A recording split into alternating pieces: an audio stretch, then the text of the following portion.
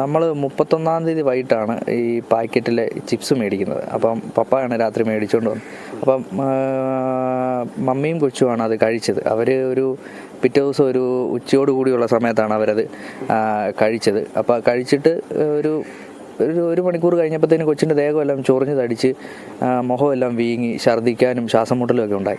അപ്പോൾ അത് പെട്ടെന്ന് ഞാൻ വന്ന് പെട്ടെന്ന് കൊച്ചിനെ ഹോസ്പിറ്റലിൽ കൊണ്ടുപോയിരുന്നു. ഹോസ്പിറ്റലിൽ കൊണ്ടുപോയി അവിടെ ആദ്യം ട്രീറ്റ്മെൻറ്റ് നടത്തി ഒബ്സർവേഷനിൽ 1 മണിക്കൂർ വെച്ചു. അതിന് ശേഷം കുറവില്ലാഞ്ഞ കാരണം അവർ പിന്നെ രണ്ടാമത് ഇഞ്ചക്ഷൻ കൊടുത്തിട്ട് 2 മണിക്കൂർ പിന്നെയും ഒബ്സർവേഷനിൽ നിർത്തി. അങ്ങനെ അവർ അത് ദേഹത്തെ റാഷസ് എല്ലാം നല്ല രീതിയിൽ മാറിയതിന് ശേഷമാണ്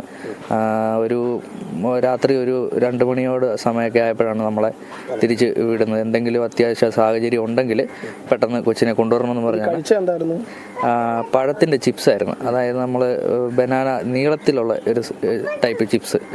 അത് കഴിഞ്ഞാണ് നമ്മൾ അതിൻ്റെ ഡേറ്റ് നോക്കുന്നത്. ഡേറ്റ് നോക്കിയപ്പോൾ 1 വർഷത്തോളം പഴക്കം ഉണ്ടായിരുന്നു. 6/1/2023 അതിൻ്റെ മാനുഫാക്ചറിങ് പാക്കഡ് ഡേറ്റ് വന്നേക്കുന്നത്. അത് ബെസ്റ്റ് ഫോർ യൂസ്ഡ് ബൈ 55 ദിവസമേ ഉള്ളൂ. അപ്പോൾ ആ സാധനമാണ് നമ്മൾ പിറ്റേ വർഷം ജനുവരി 30, 2024 മേടിക്കുന്നത്. നമ്മളിപ്പോൾ പരാതി കൊടുത്തിട്ടുണ്ട്. പരാതി കളക്ടർക്കും അതുപോലെ നഗരസഭ സെക്രട്ടറിക്ക് അതുപോലെ ഹെൽത്ത് ഇൻസ്പെക്ടർക്കും കൊടുത്തിട്ടുണ്ട്.